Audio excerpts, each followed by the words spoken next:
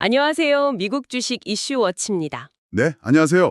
오늘 저희는 청취자분께서 보내주신 여러 자료들을 좀 깊게 들여다보면서요. AMD에 대해 이야기 나눠보려고 합니다. 아, AMD. 요즘 정말 빼놓을 수 없는 기업이죠. 맞습니다. 이게 1969년에 실리콘밸리에서 스타트업으로 시작했잖아요. 그런데 지금은 고성능 컴퓨팅 분야에서 정말 거물이 됐죠.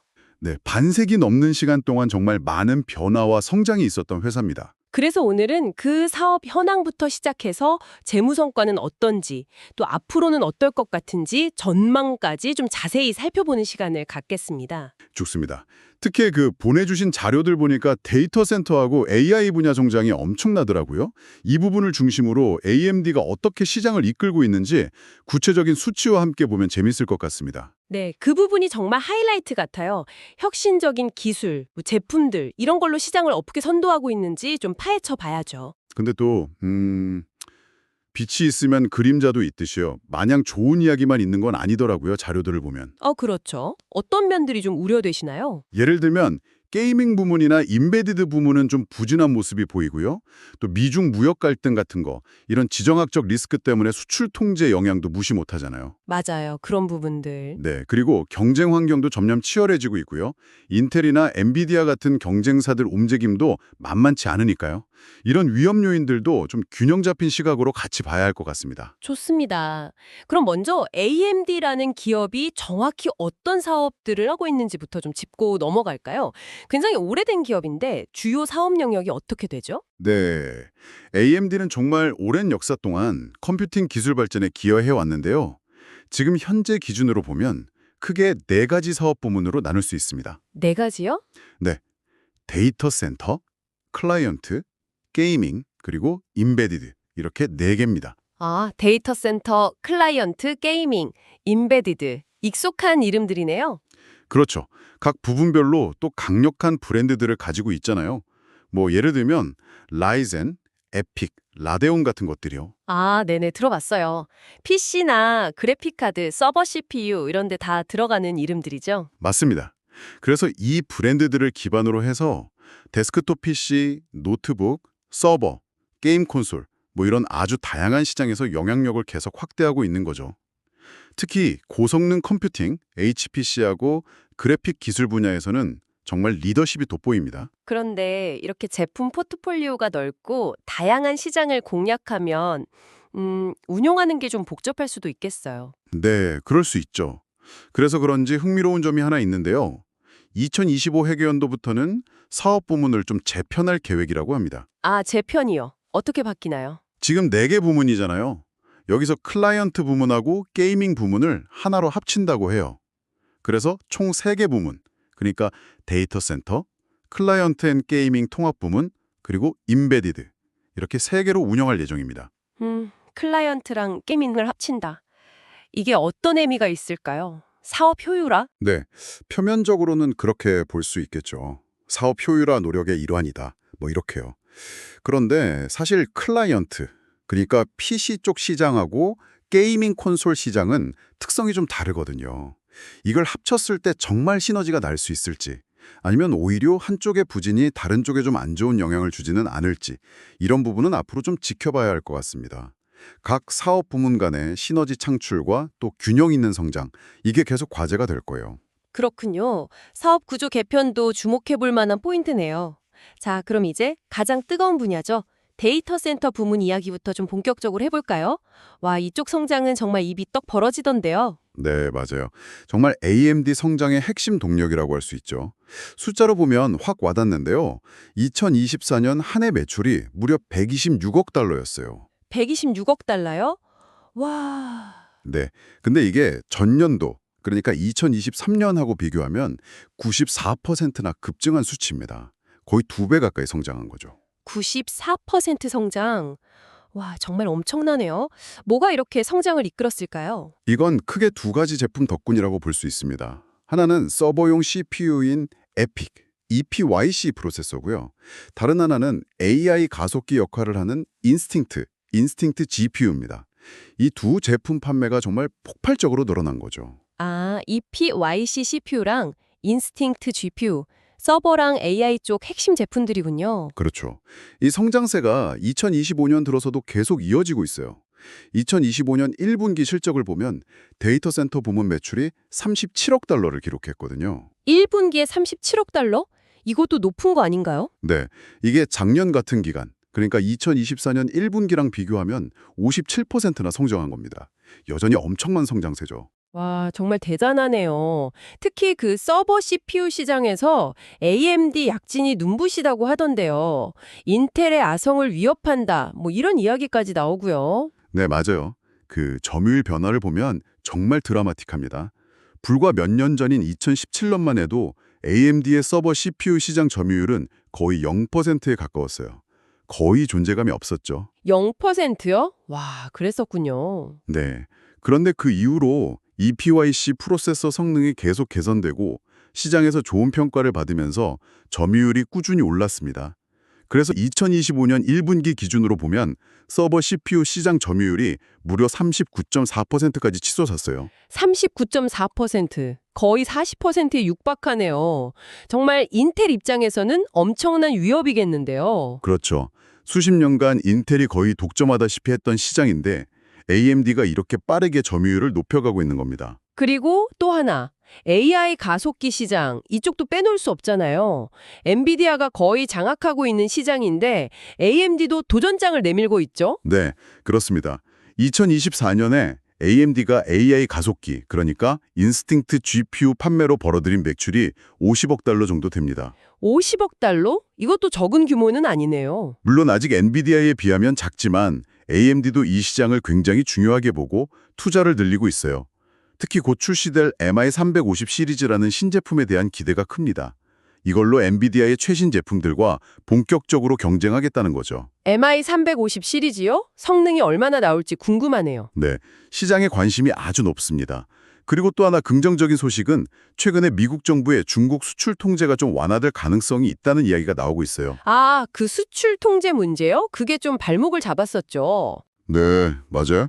특히 AI 칩 같은 고성능 반도체는 중국 수출이 제한되면서 AMD도 영향을 받았거든요.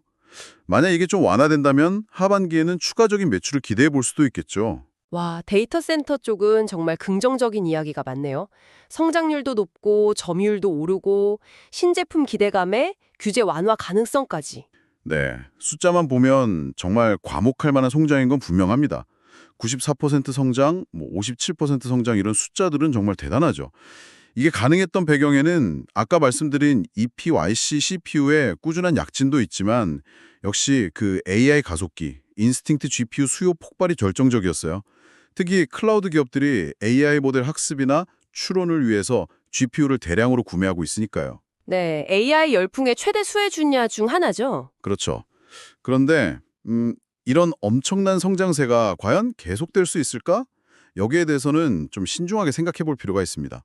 지속 가능성에 대한 의문이 남아있다는 거죠. 지속 가능성 문제요? 어떤 점에서 그렇죠? 우선 가장 큰 변수는 역시 미국 정부의 중국 수출 통제입니다. 청취자께서 보내주신 자료 중 하나에서도 이 문제를 꽤 중요하게 지적하고 있더라고요. 네, 그 내용 봤어요. 이게 실제로 AMD 실적 전망에도 영향을 미쳤어요.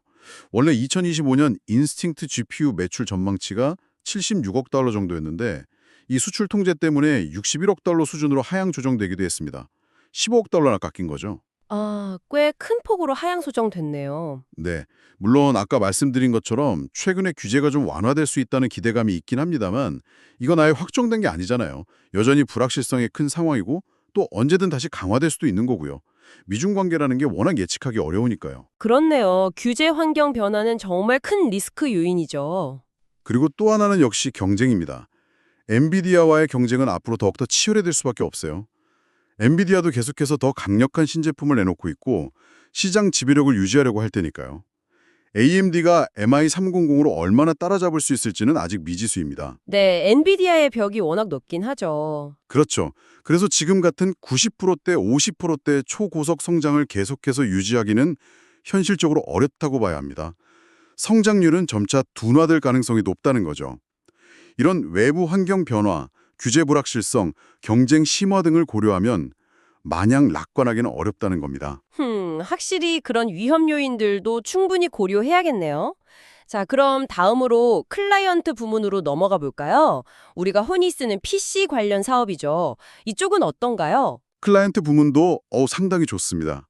데이터 센터 못지않게 강력한 성장세를 보여주고 있어요. 오, 그래요? PC 시장은 좀 주춤하는 거 아니었나요? 팬데믹 때 워낙 수요가 폭발했다가 이후에 좀 조정기를 거치긴 했는데요.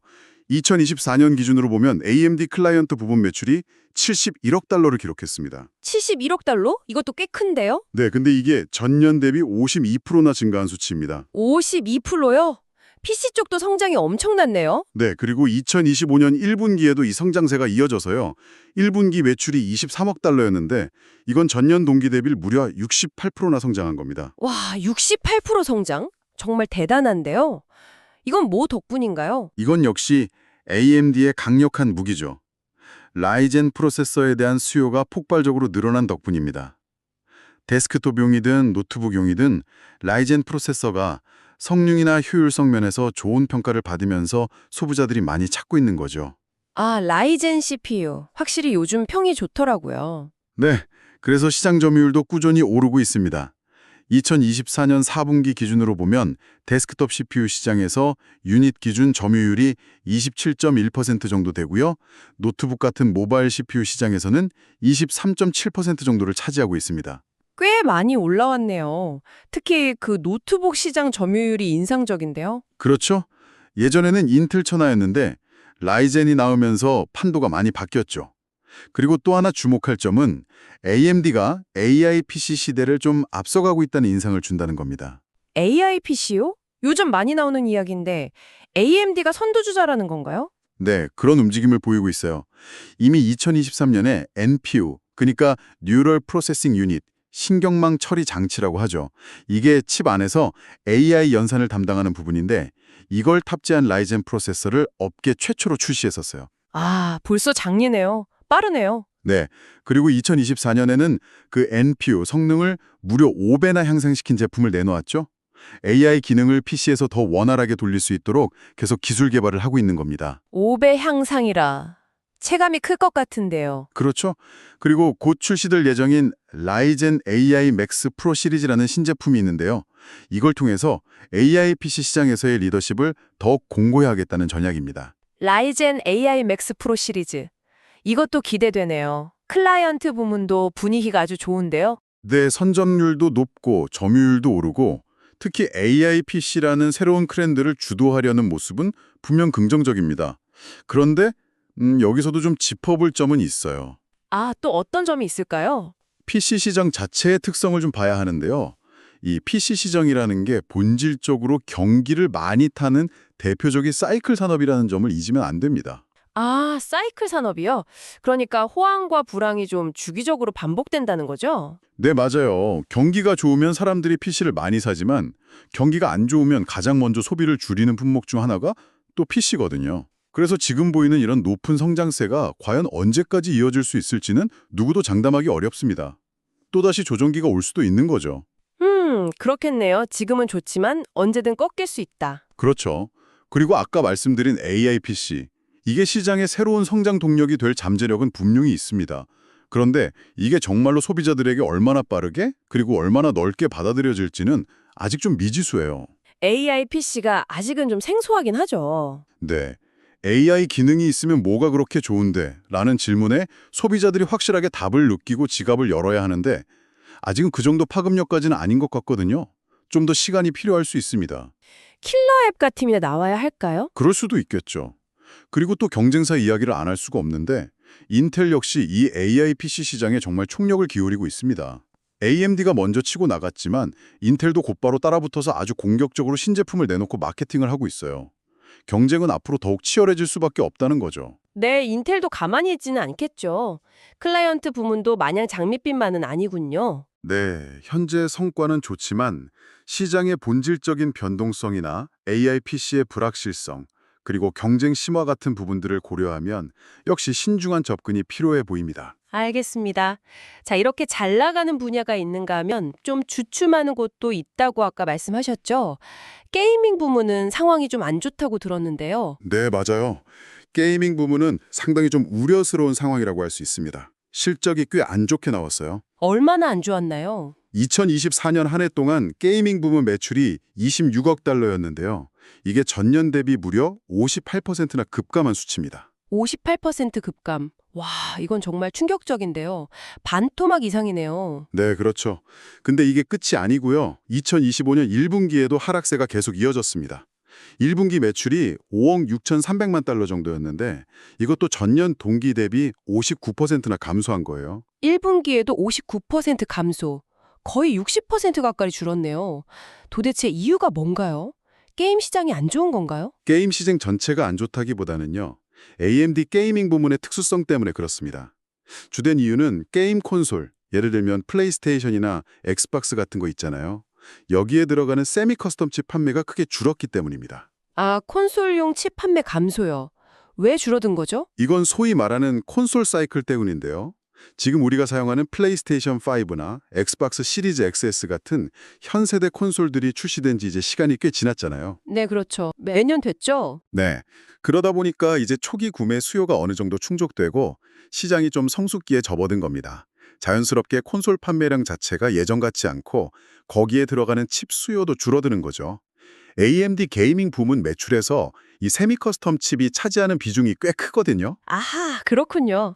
콘솔 사이클이 하락 국면에 접어들면서 직격탄을 맞은 거네요. 네, 정확합니다.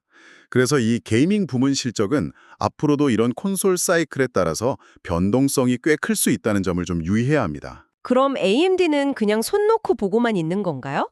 다른 대책은 없나요? 물론 AMD도 가만히 있진 않죠. 세미 커스텀 매출 감소 영향이 크긴 하지만 다른 쪽에서는 계속 혁신을 멈추지 않고 있습니다. 예를 들어서 올해 초 CES 2025 같은 행사에서 새로운 게이밍용 라이젠 프로세서들을 발표했어요. 아, 새로운 게이밍 CPU요? 네, 데스크톱용으로는 라이젠 9000X3D 같은 고성능 제품, 또 노트북용으로는 라이젠 9000HX 같은 거, 심지어 스팀덱 같은 휴대용 게임기를 위한 라이젠 Z2 같은 프로세서도 내놓았죠. 오, 종류가 다양하네요. 네, 이렇게 데스크톱, 모바일, 휴대용 게임기 시장 전반에 걸쳐서 AMD의 기술 리더십을 계속 강화하려는 의지를 보여주고는 있습니다.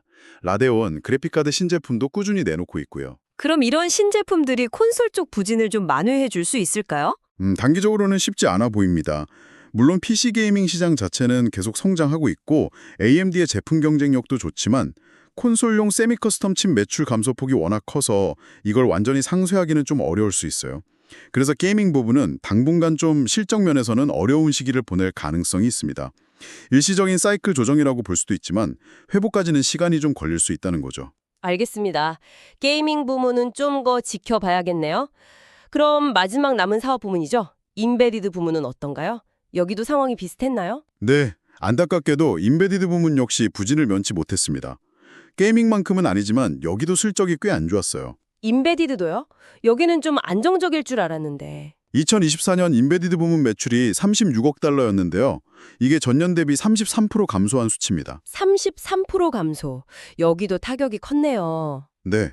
그리고 2025년 1분기에도 감소세가 이어져서 1분기 매출은 9억 2,300만 달러로 전년 동기 대비 13% 줄었습니다. 감소폭은 좀 줄었지만 여전히 마이너스 성장이죠. 도대체 인베디드 쪽은 왜 이렇게 부진한 건가요? 여기는 뭐 자동차나 산업용 기기 같은 데 많이 쓰이지 않나요? 네, 맞아요. 인베디드 부문은 주로 자동차, 통신 장비, 산업 자동화, 의료기기 등 아주 다양한 분야에 들어가는 칩을 만드는데요. 이번 부진의 주요 원인은 고객사들의 재고 수진 정상화 때문입니다. 재고 수전 정상화요? 이게 무슨 뜻이죠? 팬데믹 기간 동안 공급망 불안 때문에 많은 기업들이 부품 재고를 평소보다 훨씬 많이 쌓아뒀었거든요. 혹시나 부품이 없어서 생산을 못할까 봐요. 아, 네네. 그런 얘기 많이 들었죠. 네. 그런데 이제 공급망이 좀 안정화되고 경기도 좀 둔화될 조짐을 보이니까 기업들이 그동안 쌓아두었던 과도한 재고를 소진하기 시작한 겁니다. 그러다 보니 새로운 십 주문량이 자연스럽게 줄어들게 된 거죠. 아하. 그러니까 고객사 창고에 재고가 많이 남아 있어서 새로 주문을 안 했다는 거군요. 네, 정확히 그겁니다. 이게 AMD뿐만 아니라 다른 많은 반도체 기업들도 겪고 있는 현상이에요. 그래서 이 재고 조정이 언제쯤 마무리되고 다시 수요가 회복될지는 아직 좀 불확실합니다. 시간이 좀 더 필요할 것 같아요. 그럼 인베디드 부분의 장기적인 전망은 어떻게 보세요?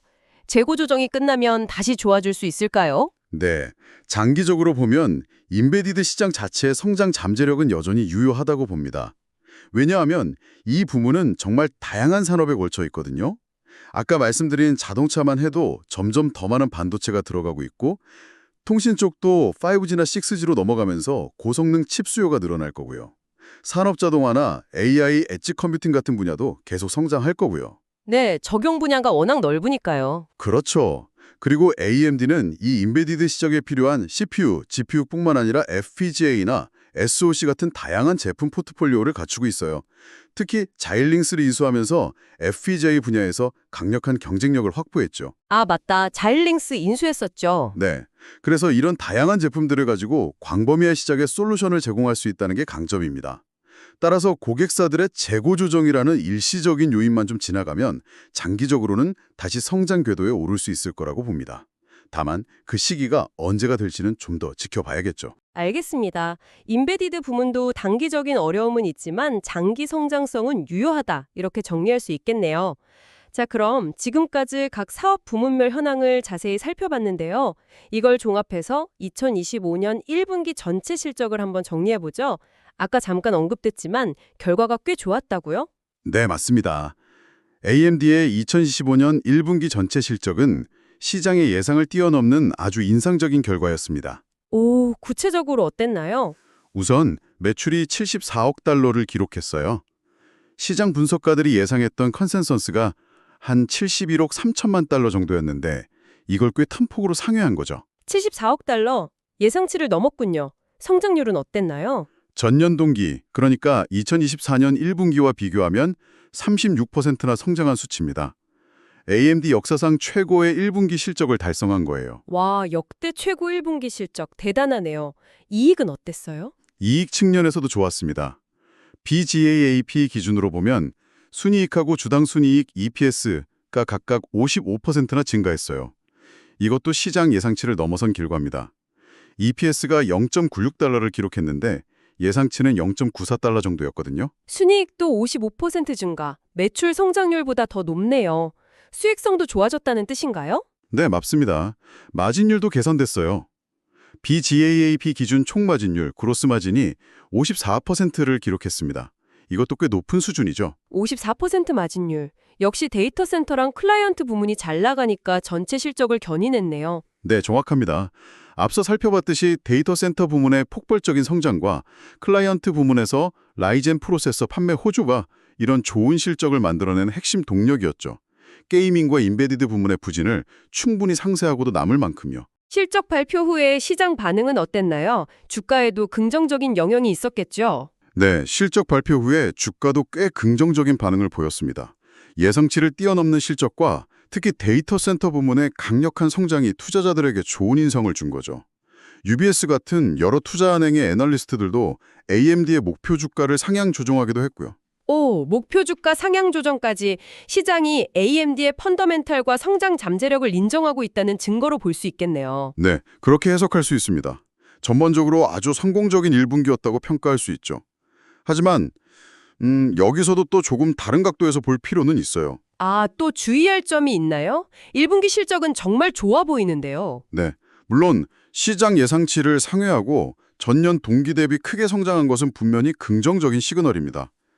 그런데 직전 분기, 그러니까 바로 전인 2024년 4분기와 비교하면 어떨까요? 아, 직전 분기 대비요? 그건 어땠는데요? 2024년 4분기 매출과 비교하면 2025년 1분기 매출은 오히려 3% 정도 감소했습니다. 아, 전 분기보다는 줄었군요. 네, 물론 계절적인 요인도 있을 수 있고 분기들 실적은 원래 조금씩 변동성이 있긴 합니다만 어쨌든 성장세가 계속 이어지지는 못했다는 점은 한번 짚고 넘어갈 필요가 있습니다.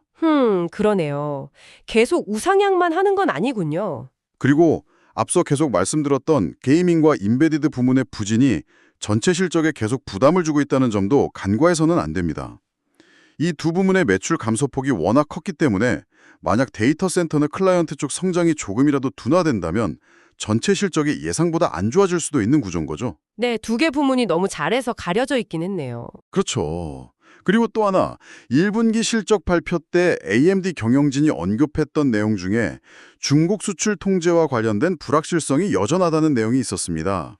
이게 앞으로의 실적에 영향을 미칠 수 있는 잠재적인 위험 요인으로 계속 남아있다는 거죠. 아, 그 리스크는 계속 안고 가야 하는 거군요. 네. 그래서 1분기 실적이 좋았던 것은 사실이지만 이런 점들을 고려하면 마냥 안심할 수만은 없는 상황이다. 이렇게 볼 수도 있겠습니다. 알겠습니다. 좋은 실적 속에서도 고려해야 할 점들이 분명히 있네요. 자, 그럼 이제 미래로 눈을 돌려볼까요? 당장 다음 분기인 2025년 2분기 실적은 어떻게 전망되고 있나요? AMD가 제시한 가이던스가 있었죠? 네.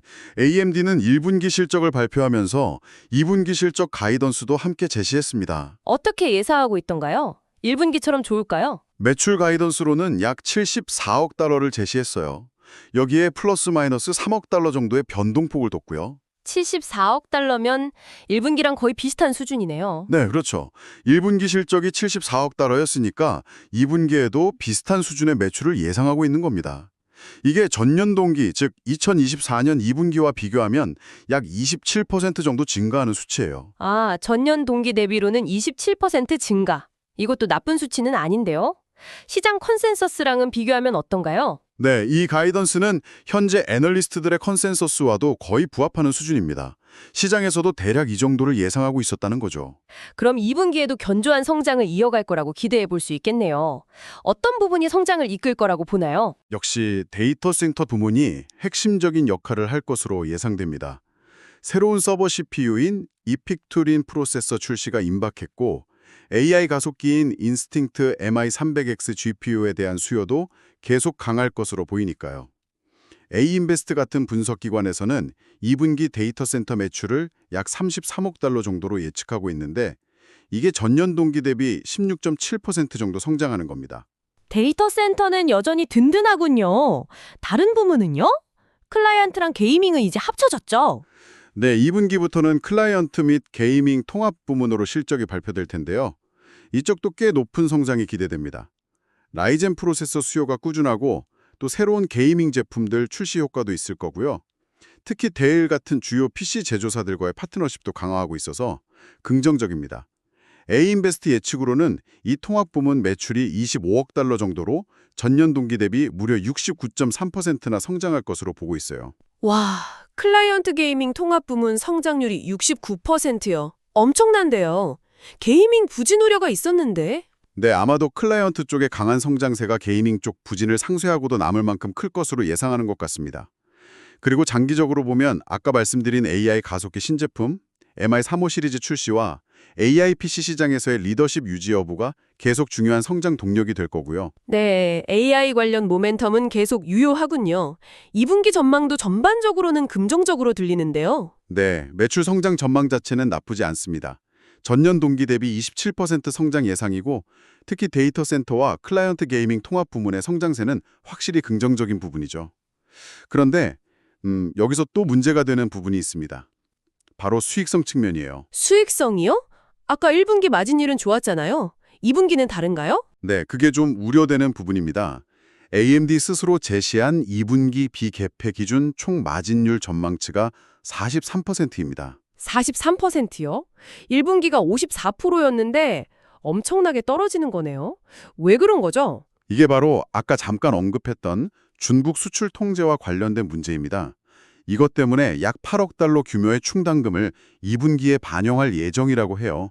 일종의 예상 손실을 미리 비용으로 처리하는 거죠. 아, 충당금 8억 달러. 그게 마진율을 저렇게 크게 끌어내리는 거군요. 네, 맞습니다. 이 충당금 반영 때문에 2분기 마진율이 1분기에 비해 큰 폭으로 하락할 것으로 예상되는 겁니다. 그리고 당연히 마진율이 이렇게 떨어지면 순이익이나 주당 순이익 EPS에도 영향을 미치겠죠. 그렇죠. EPS에는 어떻게 전망되나요? 시장 애널리스트들은 이 충당금 영향을 고려해서 2분기 주당 순이익 EPS가 오히려 전년 동기 대비 약 31.9% 정도 감소할 것으로 예측하고 있습니다. 컨센서스가 대략 0.47달러에서 0.48달러 수준이에요. 헉, EPS가 30% 이상 감소요? 매출은 늘어나는데 이익은 줄어드는 상황이네요. 네, 바로 그 점이 2분기 실적 전망에서 가장 우려되는 부분입니다. 외형적인 성장은 이어가지만 수익성은 악화될 수 있다는 거죠. 이건 좀 충격적인데요. 투자자들 입장에서는 실망스러울 수도 있겠어요. 그럴 수 있죠. 그리고 인베디드 부문의 부진도 2분기에는 계속될 것으로 예상됩니다. A&L 인베스트 예측으로는 전년 동기 대비 4.9% 정도 감소할 것으로 보고 있고요. 인베디드도 아직 회복이 안 되는군요. 네, 결국 2분기 전망을 요약하면 매출은 괜찮지만 수익성이 문제다. 이렇게 볼 수 있겠습니다.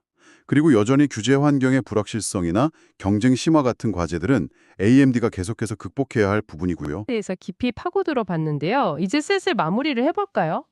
오늘 나눈 이야기를 좀 요약해 주시면 좋겠습니다. 네, 오늘 저희가 청취자분께서 보내주신 자료들을 바탕으로 AMD에 대해 정말 다각도로 살펴봤는데요. 그렇죠.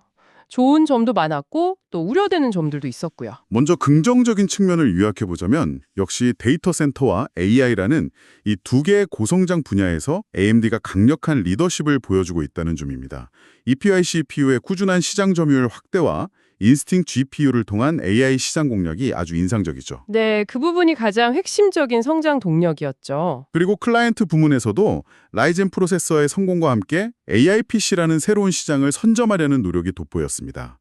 전반적으로 데스크톱, 노트북 서버 시장에서 꾸준히 점유율을 높여가고 있다는 것도 긍정적이고요. 혁신적인 신제품들도 계속 나오고 있고요. MI350이라든지 라이젠 AI 맥스 프로 시리즈 같은 것들이요. 맞습니다. 이런 점들을 종합해보면 AMD의 미래는 상당히 밝아 보입니다. 강력한 기술력과 제품 경쟁력을 바탕으로 계속 성장해 나갈 잠재력이 충분하다는 거죠. 네, 정말 기대되는 부분들이 많습니다. 하지만 또 다른 측면도 있었죠. 네, 반면에 우리가 주의 깊게 봐야 할 과제들도 분명히 존재합니다. 우선 게이밍 부문과 인베디드 부문의 실적 둔화와 변동성이 좀 우려스럽습니다. 특히 게이밍 부문은 콘솔 사이클 영향으로 당분간 어려움이 지속될 수 있고요.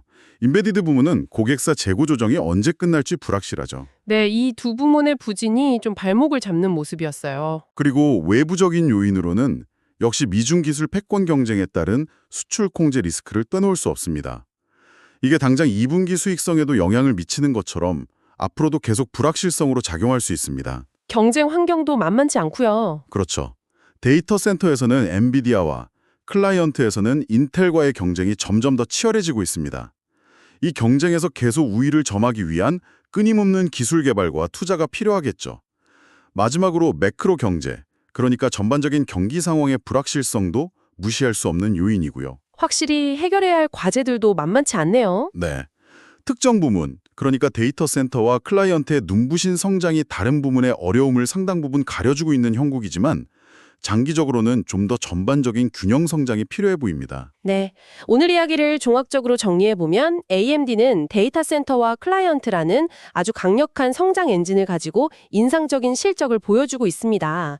이건 분명한 사실이죠. 네, 맞습니다. 하지만 동시에 게이밍 및 인베디드 부문의 하락세라던가 중국 수출 통제와 같은 외부 요인이 복합적으로 얽혀있는 좀 복잡한 상황에 놓여 있다고도 할 수 있겠습니다. 그렇죠. 여러 요인들이 혼재되어 있죠. AI 기술이 핵심 성장 동력으로 강력하게 작용하고 있는 가운데 앞으로 치열해지는 경쟁 환경과 또 예측하기 어려운 규제 변화에 AMD가 얼마나 연기하게 잘 대응하느냐, 이게 바로 지속적인 성장의 열쇠가 될 것 같습니다. 네, 앞으로의 대응 전략이 정말 중요하겠네요. 오늘 저희가 분석해드린 내용은 청취자분께서 제공해주신 자료에 기반한 정보이며 특정 종목에 대한 매수 또는 매도 추천이 아님을 다시 한번 강조드립니다. 네, 투자는 항상 신중하게 접근하셔야 합니다. 모든 투자 결정은 청취자 여러분 본인의 신중한 판단과 책임하에 이루어져야 합니다. 그리고 한 가지 더 유의하실 점이 있는데요. 이 콘텐츠는 저희가 자료를 분석하고 정리하는 과정에서 AI의 도움을 일부 받았을 수 있습니다. 네. 그렇기 때문에 AI가 생성한 정보가 포함되어 있을 수 있어서요. 저희가 전달해드리는 내용 중에 혹시라도 실제 사실과 약간의 차이가 발생할 수도 있다는 점은 미리 양해 부탁드립니다. 네, 항상 여러 정보를 교차 확인하시는 것이 좋습니다. 지금까지 미국 주식 이슈워치였습니다. 다음 시간에 더 유익한 정보로 찾아뵙겠습니다. 감사합니다. 감사합니다.